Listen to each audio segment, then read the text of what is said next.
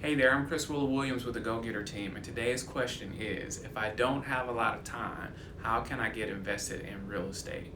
Well, it's a good thing that you've decided to get invested in real estate or get involved with real estate investment. There are so many options that have popped up recently for people who are thinking about getting involved with real estate but don't have time.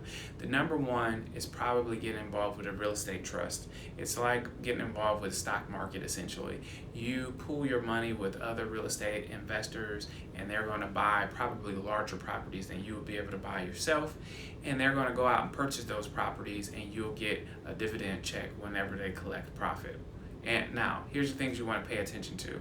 You want to look at how often they distribute, and you also want to look at what their fees are. Remember, if you're not going to be doing the work, somebody else is, and you're going to have to pay for that. Now, there are also smaller versions of that in terms of real estate investment groups who are buying properties for different purposes. One may be real estate rentals, the other may be flipping properties. Either way, you want to get involved. Make sure you have a very clear sight of what's happening with the money, and also you're aware of any fees that you're paying to the person who's going to be managing it, because you're going to have to pay some fees. That person's got to be able to be in the project full time, so you're going to have to cover their expenses. If you have more questions about this, we'd love to answer questions. You can give us a call, or of course you can comment below, and we'd love to talk to you about real estate investing.